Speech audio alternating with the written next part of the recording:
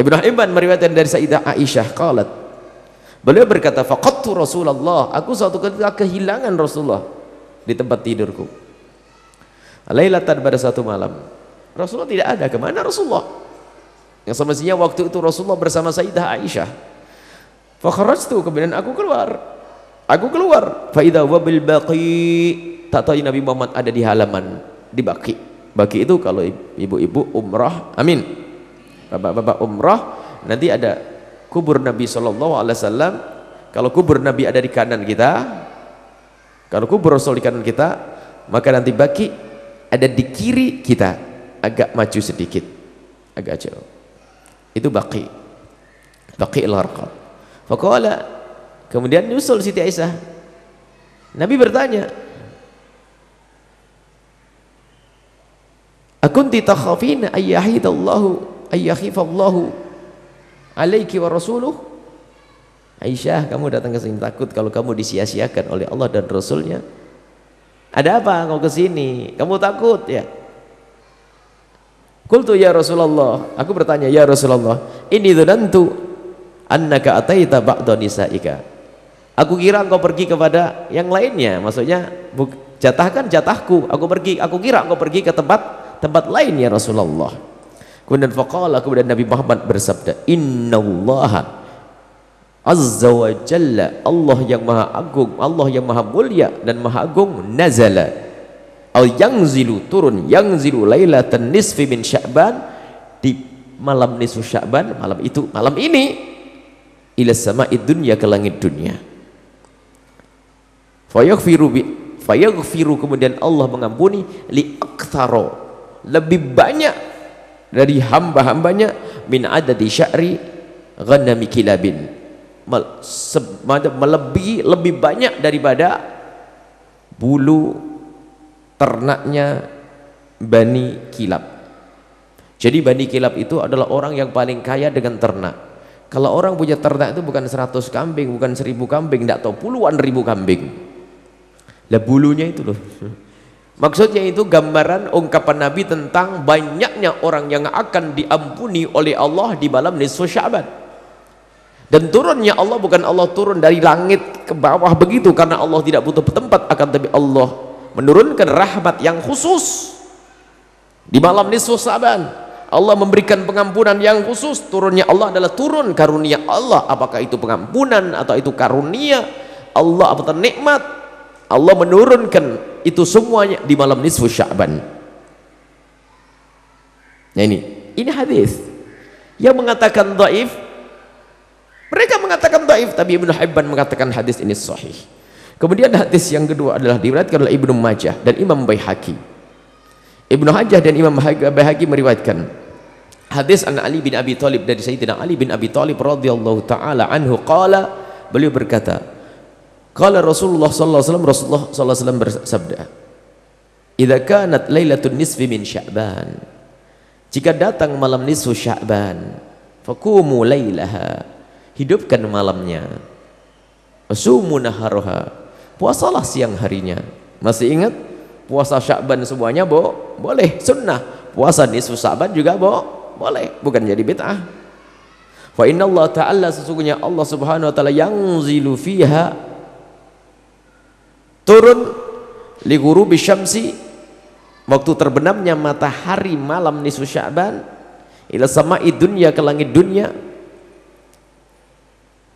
Fayaqulu, kemudian Allah menyeru, bukan Allah turun dengan zatnya lalu pindah dari tempat ke tempat. Jadi ini yang turun adalah karunia Allah, rahmat Allah, lalu Allah menyeru, ala min mustaghfirin li fa'aghfiralah, mana yang minta ampun kepadaku akan aku ampuni. Ala min mustarzikin fa'arzukah, siapa yang minta rezeki akan aku kasih. Ala mubtala, mana yang mendapatkan ujian, sakit, bencana, minta kepadaku, fa'afiyahu, akan aku beri kebaikan kepadanya. Ala kada, ala kada, ala kada, maksudnya Allah menyeru, pengen apa kamu? Dan juga hadis yang diriwayatkan oleh Imam Abu Nuaim yang dikatakan sahih oleh Imam Ibnu Hibban juga. Imam At-Tabrani juga meriwayatkan, beliau berkata bahwasanya perawinya adalah thiqat, bisa dipercaya. Dan kalau sudah perawi bisa dipercaya, maka keluarlah hadis sahih, hadis yang bisa diterima, hadis benar. An Mu'adz bin Jabal, dari Sayyidina Mu'adz bin Jabal. Dan ini hadis, mau tidak mau orang yang suka membid'ahkan malam nisfu Sya'ban pun harus mentasih. Kenapa? Mereka kadang-kadang mentasih itu adalah di saat tidak ingat permasalahan khilaf antara kita dengan mereka, bisa mentasih hadis. Tapi di saat tahu hadis itu menguntungkan kita, kadang-kadang mencari bagaimana agar hadis ini jadi dhaif. Ini kan kurang jujur di dalam mentasih hadis. Jadi kalau sudah tahu hadis ini dipakai oleh kita, dicari siapa yang melemahkan hadis ini. Ada sebagian yang tidak jujur seperti itu, sehingga muncul dari mereka itu tanaqudot, pertentangan. Sesaat mengatakan hadis ini sahih, di kitab lain mengatakan hadis ini dhaif. Hadis ini sahih di satu kitabnya, tapi di kitab lain adalah hadis dhaif. Sahih dhaif, pertentangan. Dan hadis ini dikatakan hadis perawinya adalah thiqat, bisa bersama. Sayyidina Mu'adz bin Jabal, dari Sayyidina Mu'adz bin Jabal anin Nabi sallallahu alaihi wasallam, dari Sayyidina Rasulullah sallallahu alaihi wasallam qala yattali'ullah tabaraka wa ta'ala ila khalqihi lailatan nisfi min Sya'ban. Allah akan melihat secara khusus, setiap saat Allah melihat. Tapi kalau sudah dikabarkan secara khusus, tentu pandangan atau Allah melihat dengan pandangan khusus. Hari ini Allah melihat kita, saat ini Allah melihat kita. Tidak ada yang tersembunyi dari pandangan Allah. Setiap saat Allah melihat kita. Akan tapi di saat dikukuhkan dengan satu sabda Nabi atau firman Allah, maka ini adalah penglihatan yang khusus, yaitu ada di malam nisfu Sya'ban. Kemudian di saat itu Allah fayaghfiru li jami'i khalqi, Allah akan mengampuni semua makhluknya. Allah akan mengampuni kita. Sehingga ada pengampunan yang diberikan oleh Allah hadiah, cuma-cuma diberikan kepada hambanya tanpa kita minta. Illa li musyrikin, kecuali orang yang menyekutukan Allah tidak akan diampuni oleh Allah subhanahu wa ta'ala. Au musyahin, Allah na'udzubillah, musyahin, orang yang punya kebencian kepada sama. Makanya pangkas kedengkian, pangkas kebencian. Sepanjang Isra Mi'raj, bulan Rajab, kisah Isra Mi'raj selalu kami arahkan khusus membahas tentang membersihkan hati, agar kita tidak punya kebencian kepada sesama. Masih ingat Pak, yang kita hadirkan dalam kisah Isra Mi'raj adalah membersihkan hati. Sayyidina Rasulullah yang hatinya sudah bersih, mau Isra Mi'raj dibersihkan. Sayyidina Abu Bakar untuk bisa menerima Isra Mi'raj dengan bersih hati. Dan ilmu solat sendiri ternyata ilmu membersihkan hati. Maka kalau sudah bersih hati, tidak ada dendam kepada sesama, tidak ada permusuhan kepada sesama, masuk bulan Sya'ban, masuk nisfu Sya'ban, tergolong orang yang diampuni oleh Allah subhanahu wa ta'ala, karena dia bukan orang yang musyrik menyekutukan Allah, dan dia juga bukan orang musyahin yang punya kebencian dan kedengkian kepada sesama.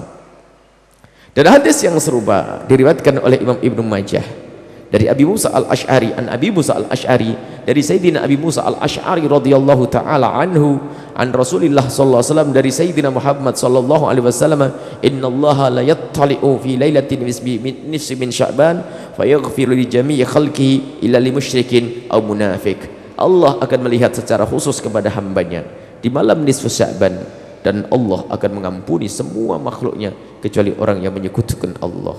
Maka jaga imanmu, jaga akidahmu, jangan sampai akidah sesat, yang akidah diam-diam kita telah keluar dari iman. Yang kedua adalah munafik, orang yang munafik menyembunyikan kekafiran di dalam hatinya, bergaul dengan orang yang beriman akan tapi hatinya lebih senang dengan orang yang tidak beriman. Dan kemunafikan adalah halus sekali. Adapun kaidah memahami kemunafikan adalah koreksi dirimu, bukan engkau mengoreksi orang lain, karena kemunafikan adanya di dalam hati. Kita tidak bisa melihat hatinya orang, akan tapi harus kita selalu korek-korek hati kita, kita cermati hati kita. Kenapa kok aku lebih senang dengan budayanya orang kafir? Kenapa aku masih lebih senang berdandan dengan caranya orang kafir? Kenapa kok aku masih bisa terus merenung-merenung? Jangan-jangan aku ini munafik lah. Yang khawatir dirinya munafik akan terbebas dari munafik. Yang khawatir kalau dirinya masuk dalam kemunafikan, maka dia akan selamat dari kemunafikan. Yang hati-hatilah yang selamat. Baik, setelah kemunafikan itu kita pangkas, kebencian kita pangkas, kita jauh dari menyekutukan Allah, maka kita akan mendapatkan kemuliaan di malam nisfu Sya'ban. Baik, kemudian apa amalan di malam nisfu Sya'ban? Adapun amalan nisfu Sya'ban tidak ada amalan khusus. Boleh amalan apa saja. Apa saja amalkan, bisa melakukan sholat sunnah, baca Quran dan sebagainya. Di sini kami hadirkan komentar para ulama tentang malam nisfu Sya'ban, tidak perlu kami hadirkan. Kalau sudah ini para ulama hanya sekedar pengukuhan yang kami hadirkan di sini. Tidak usah kami hadirkan di sini, ambil bukunya sendiri nanti dibaca sendiri. Yang jelas begitulah tentang malam nisfu Sya'ban. Adapun amalan-amalan di malam nisfu Sya'ban bisa kita langsung dengan berzikir-zikir memohon kepada Allah Subhanahu wa taala. Bisa juga kita berdoa dengan cara bertawassul, apakah tawassul dengan amal soleh atau tawassul dengan orang-orang soleh, tawassul dengan bacaan Al-Quran seperti yang selama ini dilakukan oleh kaum muslimin, para ulama membaca Yasin, tawassul dengan amal soleh. Hadis sahih Imam Bukhari, jangan sampai ada yang mengatakan baca Yasin di malam nisfu Sya'ban adalah bid'ah. Dari mana ente tahu bid'ah? Memohon kepada Allah boleh dengan tawassul amal soleh. Bertawassul dengan amal soleh disepakati, termasuk tawassul dengan orang soleh pun adalah disepakati, kecuali orang yang tidak faham tentang tawassul. Khususnya dengan amal soleh, hadis Bukhari tentang dua orang yang terperangkap di gua kemudian memohon kepada Allah dengan menyebut kebaikan yang pernah dilakukannya, maka batu di gua itu akan disingkirkan oleh Allah, disingkirkan batu perlahan. Maka tawassul dengan amal soleh. Maka seseorang membaca Al-Quran untuk bisa dikabul doanya oleh Allah, sesaat panjang umur, rizki, apalagi husnul khotimah. Ini adalah cara doa dengan membaca Al-Quran. Lah kok Yasin? Ya enggak apa-apa, ente tidak baca Yasin enggak apa-apa, baca Quran utuh juga boleh. Kok susah bener ente ini. Baca Quran juga enggak, orang baca Yasin dilarang. Ini kan orang sakit. Yang enggak hafal Yasin baca kulhu juga boleh itu. Nah, kenapa harus Yasin? Yasin familiar di masyarakat kita. Orang kampung di pojok sana hafal Yasin itu. Dan Yasin Quran atau bukan? Yasin Quran. Siapa yang melarang Yasin? Dan di sana ada memang riwayat, mau nerima atau tidak nerima, riwayat tentang Yasin qalbul Quran, Yasin ini, Yasin ini, Yasin ini. Keutamaan tentang Yasin. Kalau seandainya tanpa ada keutamaan tentang surat Yasin, seandainya tidak ada keutamaan khusus tentang surat Yasin, maka katakanlah Yasin minal Quran, surat Yasin bagian dari Al-Quran. Baca Yasin, kurang tambah surat Al-Baqarah sana. Yasin wal Baqarah. Semoga panjang umur baca. Bid'ah juga, tambah Ali Imran kalau bid'ah. Kalau bid'ah lagi tambah surat An-Nisa. Alah. Ini ada orang akhir zaman memang kerjaannya menghentikan, menjauhkan orang dari ibadah. Kalau sudah begini siapa yang bisa mengatakan bid'ah? Karena amal soleh, baca Al-Quran. Kenapa harus malam nisfu Sya'ban? Maksud ente gimana? Kenapa dikhususkan nisfu Sya'ban? Mengkhususkan nisfu Sya'ban karena kami mengamalkan ini agar kita menghidupkan nisfu Sya'ban. Kok enggak yang lainnya? Oh, yang lainnya ada lagi nanti malam Jumat Yasinan. Menurut ente juga bid'ah juga. Nanti gimana nih? Kita baca Yasin juga. Lah jangan, nah sudah ada Jumat, ada Yasinan hari Selasa kok tetangga sebelah. Bid'ah juga. Ini adalah hamba-hamba Allah yang diuji lidahnya dengan kalimat-kalimat bid'ah. Kerjaannya adalah menyalahkan orang. Matanya sudah terakum, nggak bisa melihat kebenaran. Itu musibah karena kedengkian di dalam hatinya. Sudah jelas masalah nisfu Sya'ban, maka amalkan.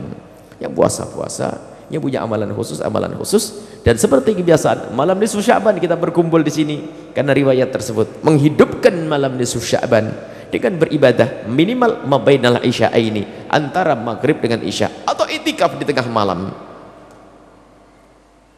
Karena ada pengkhususan di malam nisfu Sya'ban dari Nabi SAW. Nabi keluar ke Baqi mengkhususkan malam nisfu Sya'ban, lalu memohon kepada Allah Subhanahu wa taala. Baik.